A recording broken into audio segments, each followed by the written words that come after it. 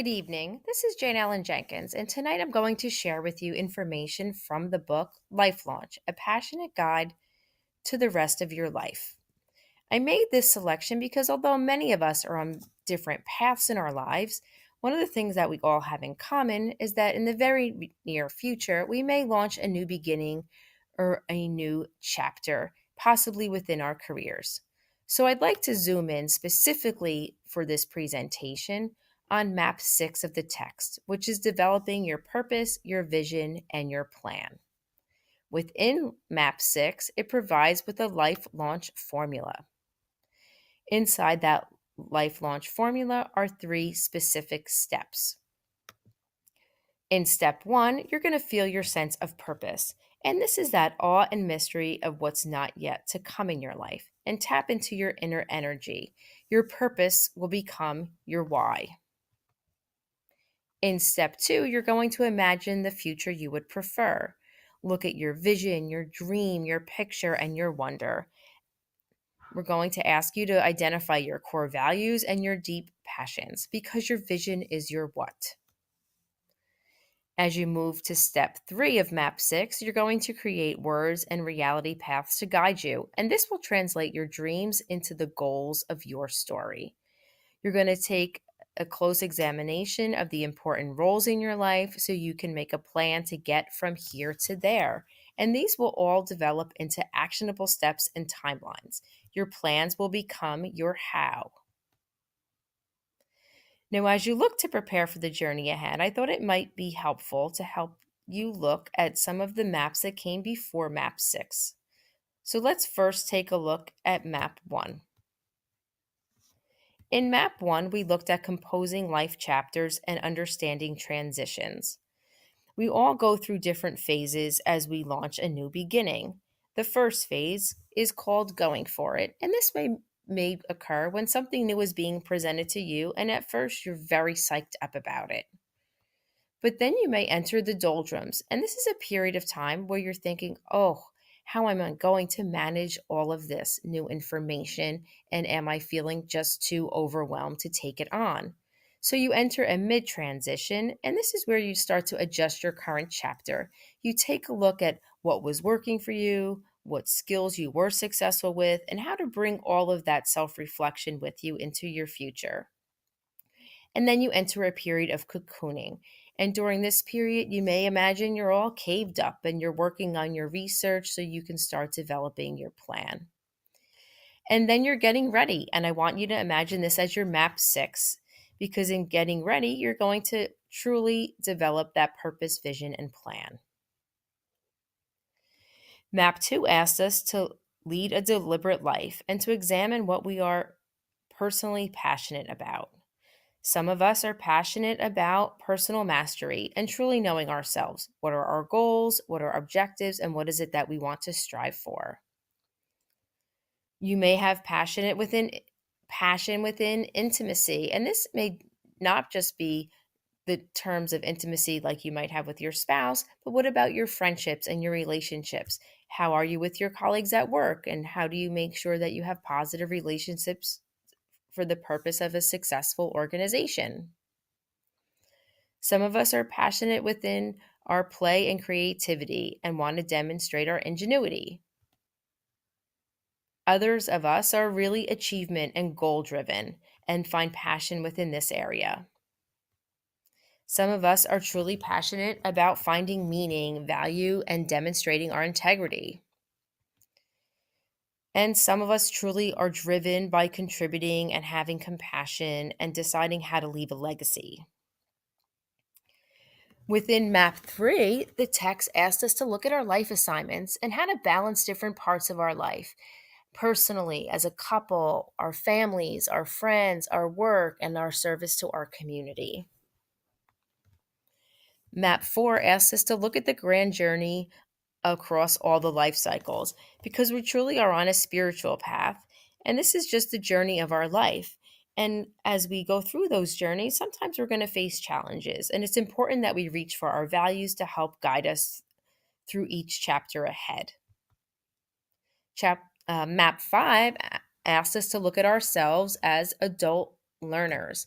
And realize that sometimes as we move into new chapters of our life, there's some things we might need to unlearn in addition to new information we need. We might need to look at our personal competencies, what our core values are, and how these all translate into our leadership roles. We need to be cognizant of what our best learning environments are and who are our real teachers and mentors. But before we really truly move on into executing our plan, the text advises us that we look for roadblocks and obstacles because it's important to take a look at what could go wrong. One of these things is homeostasis happens. And what the text explains is that within homeostasis is just the idea that people are comfortable where they are, and sometimes they fear change. We could look at this as our role as educational leaders for the people we lead, and we can look at this from within ourselves. The unknown can be an unnerving territory because sometimes there's much research to be done and more information to be learned, and this can be unnerving. Another thing that can go wrong is the voice of the inner board of directors, and this really refers to sometimes the self doubt we inflict upon ourselves. There can also be external threats. And within the external threats are things like financial responsibility, college expenses, caring for our aging parents, worrying about our children's schooling and balancing their priorities. All along, we could be worrying about being fired and if our spouses will support us. These would be external threats. When you think of internal obstacles, think about all that's in your mind. And these are sometimes the things that result in the self doubts that can corrupt our ability to be successful. It could be stress, past failures, lack of time management, all of those things we need to overcome so they don't become obstacles towards our future. Now that we've talked about these things, we're ready to move on to step one, which is purpose within MAP 6. McLean and Hudson say that whenever you consult life's compass within yourself, it points toward the current purpose of your life. Your values, deep energy, and passionate destinations are all wrapped up into a profound sense of purpose, pulling you head into more of yourself through the chapters of your life. So, purpose is not the same as goals, but it's an expression of your ultimate concerns and the sum of your yearnings. What do you want to devote your life to? What is your basic belief system? What inspires the activities of your life and provides you with meaning? And what would generate commitment in your life? Carl Jung says, "Who looks outside dreams, and who looks inside awakes." So, as a takeaway challenge activity, I would like for you to explore your why through a journaling activity. And this is where you would update your statement of purpose for this chapter of your life. Keep it simple, short, and compelling. Rewrite it until it feels like a magnet pulling you ahead. Talk it over with your closest friends because purpose is highly personal, it's social, and it's spiritual. Now you're ready to move on to step two, which is MAP 6. McLean and Hudson say your purpose distills into a vision or a dream, which is more precise and clear than your purpose, but less exact and as clear as your plan. Think of it in the lens within the founding fathers of our country. They were very specific when they communicated their vision by saying, "We hold these truths to be self evident." So, in terms of vision, it should declare what is important and valuable. It's a poetic picture. It's a visceral yearning and a spiritual promise to the rest of your life. It should be something that pulls you forward. The Dalai Lama says in order to carry out a positive action, we must first develop a positive vision. According to Warren Bennis, leadership is the capacity to translate a vision into a reality. So here's your challenge two activity as your takeaway, which is to develop your what. And you're going to journal to develop your vision. And I'm going to suggest that you go to a favorite location where there are not other distractions. Allow yourself to dream without constraints and let your vision touch everything. Write it out so your vision can inspire you for the next few years. Now we are ready to move on to step 3, which is developing the plan. According to McLean and Hudson, if purpose is the source of your deepest affirmations and visioning is how you picture your optimal possibilities for the near future, then planning is how you implement that vision in the real world now. So do something today that your future self will thank you for, and that is to plan. Your plan will be realistic, logical, definite, and time driven. Your plan is your how. It's taking your purpose and your vision and breaking it down into goals and objectives that are actionable and set to timelines.